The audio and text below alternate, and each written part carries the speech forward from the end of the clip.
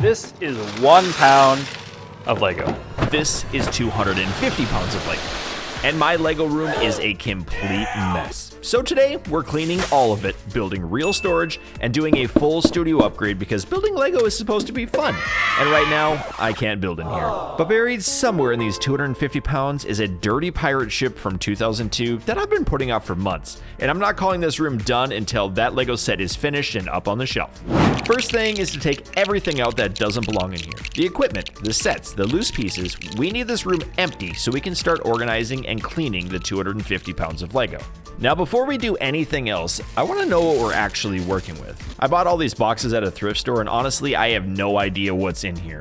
There could be a bunch of great sets, there could be a lot of fake Lego, and there's only one way to find out, by busting them open, pull out any partial builds, and get everything sorted and ready to clean. So I've come up with a pretty high-tech sorting system here. So my idea is that we take out big pieces like this, it goes in the box of destiny. Fake Lego or just garbage, it'll go into the bucket of doom.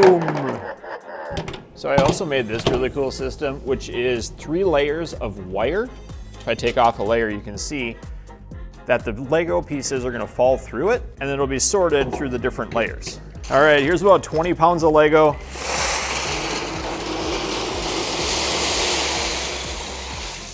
And if I give it a little shake,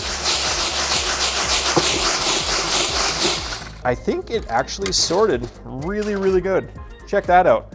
We have more of these mid-sized pieces here, and if I pull off the next layer, oh yeah, look at that. Oh, that's fantastic. And then in the bottom, there should be a lot more little ones. Oh, perfect. Look at that, minifig heads. Cool.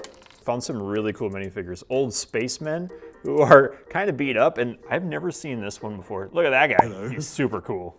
There are a lot of fantastic sets in here, but I pulled out all of the Star Wars sets to rebuild in another video, so make sure you subscribe right now so you don't miss that one. And look at this, the bottom tray is absolutely packed with small pieces. It's super satisfying. And as you'd expect, there's a ton of minifigs in here too. But not everything we found was exactly Lego. Here's a plastic fish and some kind of blue monster, lots of fake Lego, and yeah, that's a used Band-Aid, which is exactly what the bucket of doom is for. So the box of destiny is full. This is super heavy. So check this out. We've got Joker's old car here. There is a Ninjago water dragon that looks super cool, and even a sailboat, a Technic sailboat that you can move the rudder and stuff on, pretty neat. But the best thing I found was the Black Seas Barracuda pirate ship. But this thing is filthy. It's been growing dust barnacles for years, and it's time to finally get it cleaned up. Now while the ship is drying, it's time to lug all 249 pounds of loose Lego outside, because after getting donated to a thrift store and sitting in storage for years, all of it needs a big bath. I'll add some big bins, then dump out all of the loose Lego into those boxes. Just add some water and some soap, and give it a quick stir with my very professional toddler-sized oar.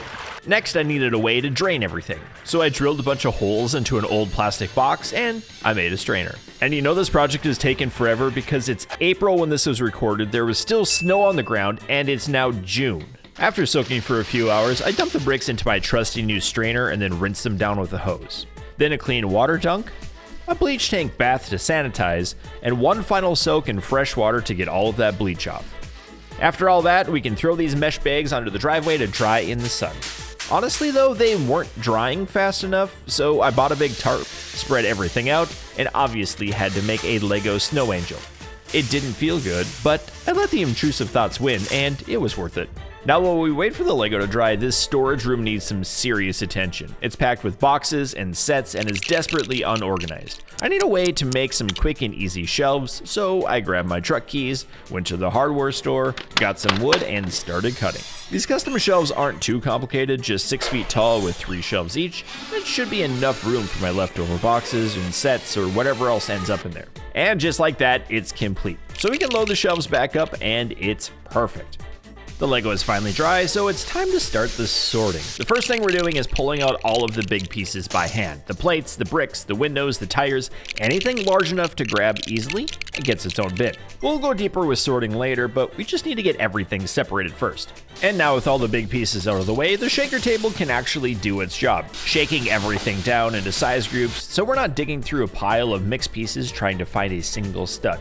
Not gonna lie, this sorting is going to take weeks, but I don't want to bore you by watching me sort Lego for hours and hours, so let's just break it up with the next project. My main display cabinets are 6 feet tall, and I'm 6'1", so I made a wooden platform for the cabinets to sit on, and it works well, but it's a deadly black hole that seemed to suck any random Lego piece into it, and those pieces are really hard to get out, so let's block it off for good.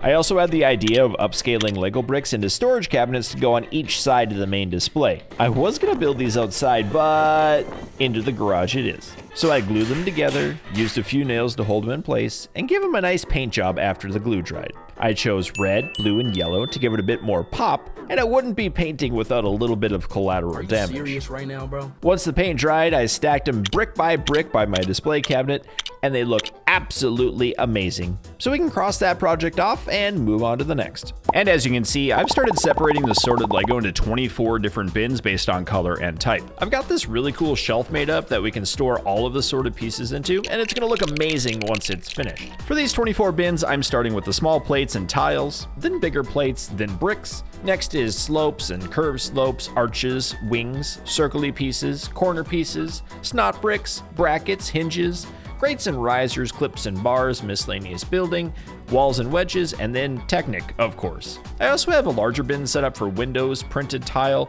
and then larger pieces that just didn't make sense to sort any further. Once this is completed, finding pieces that you need are going to be as simple as going to the right color and then finding that right shape. And this is actually a really good time to finish pulling all of the pieces for the pirate ship too. So while the sorting continues, we can find the missing pieces and add them to the pile. Just making this studio look better, but we can make it sound better too. So I ordered some custom acoustic panels to help reduce the echo.